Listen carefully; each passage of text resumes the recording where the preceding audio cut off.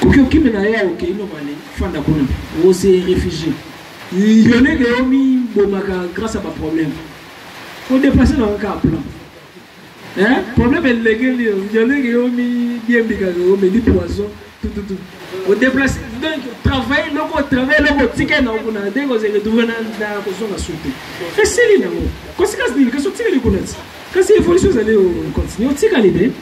tout le monde te yerusalem kuna te yerusalem kuna ezali ba monde réel ba monde wana ezali na bandeko na biso mususu bazala donc bandeko na biso mususu bazala kuna bale botama wate ba botama kwa kuna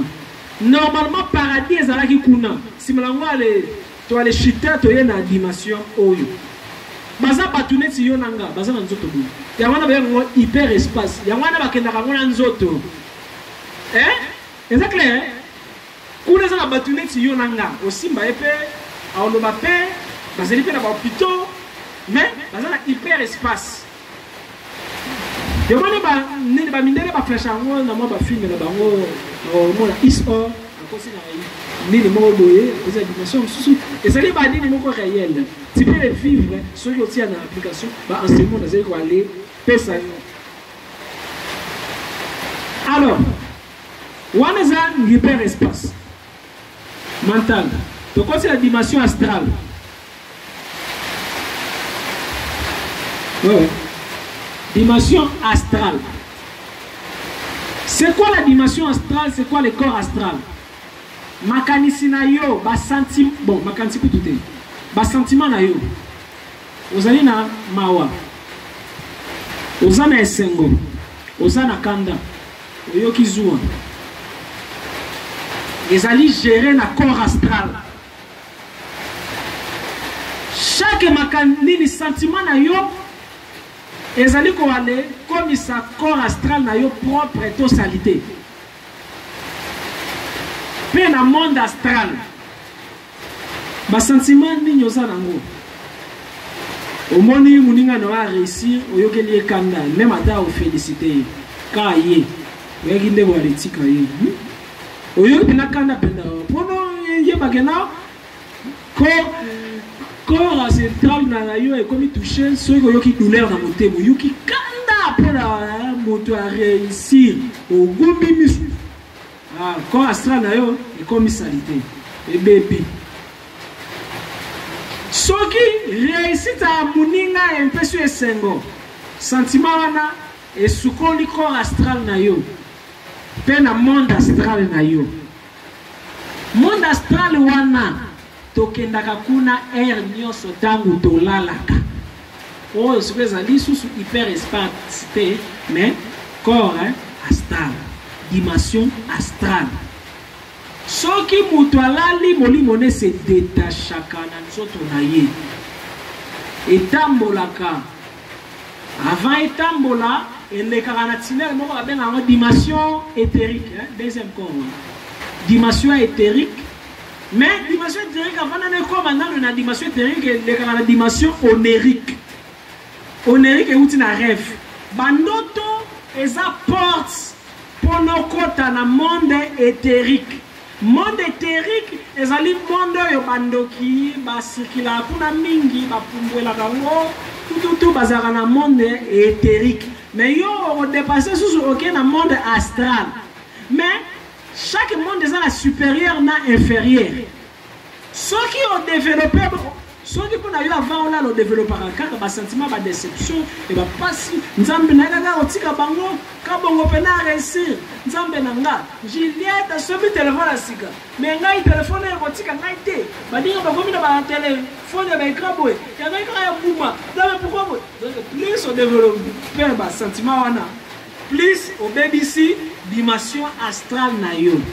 ceux qui ont lali na yo ceux qui voyager parce que chaque jour tu voyages na yo ko sala attirer na astral inférieur monde astral inférieur ezalaka habiter na ba démon oyo baza créer na ba sentiment na biso ba se nourrissaka na ba sentiment na biso par là ceux qui ba attirer molimo na yo na astral inférieur o ko sala ba cauchemar balanda yo ba bamion c'était na mutu tout olamuki na monde physique pe okozalaka toujours na ba problème parce que ya yo voyage na yo osala yango kaka na astral inférieur o visita kaka astral inférieur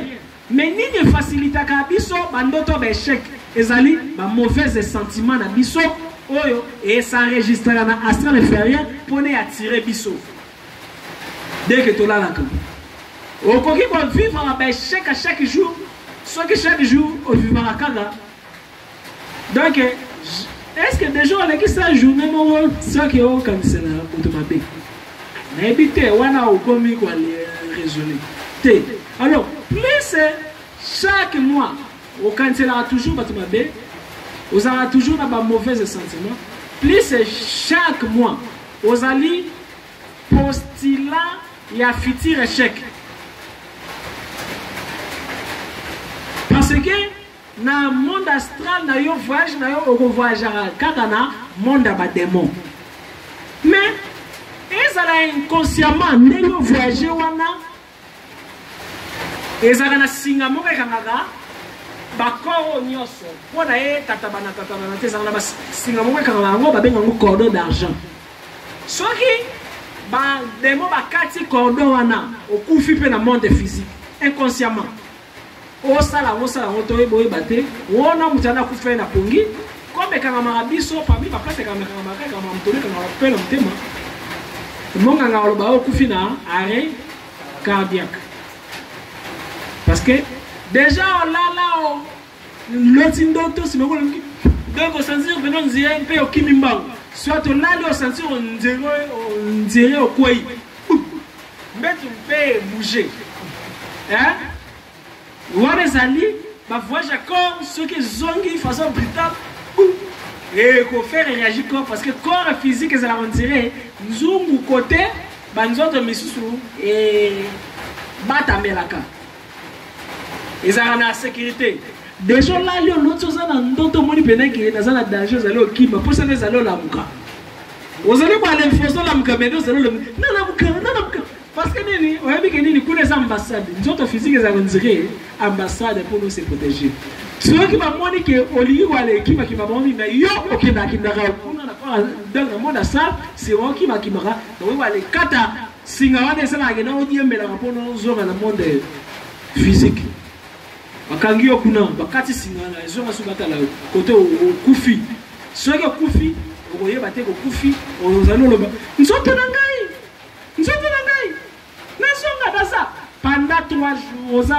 ozawana soki pe ezali bien na liwate ezali ka mesinga ekatani pendant fina yo bobiba okomona nzoto na yo ozali otambola okomi yera soki banaka balela nda cours pa la dimanche ozoya pe ko famille pe wana.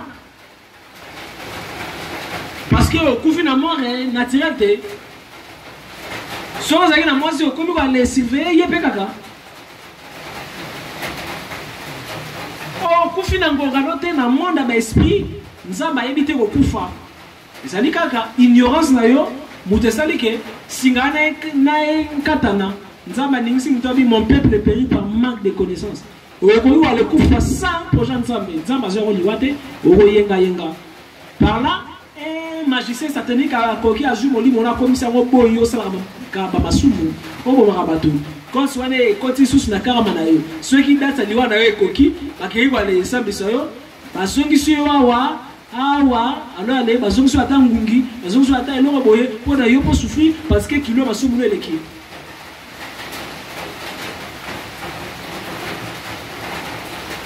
Alors wana façon inconscient façon conscient na kati ya ndoto soko yebi ke oza na kati ya ndoto soki na kati ya ndoto yebi ke oza na kati ya ndoto o benda pema deko bendi pema o gomata neti ndeke ozalo pumbwe soko lobi eloino o kori wa lesa ta bomba nda watina kisantu donc ezanga monde moko fabulé mais soko lingi ba exercice oyo pongi na yo soki obimi onkendaka na bamonda malamu Jésus lobi kolala na makanisa mabe te kolala na kanda te parce que tout dépend de ça mental Si on a dit à Makatimabe, on a toujours attiré la cauchemar. Ce qui vit dans et baby dans le monde de mon esprit, quand on peut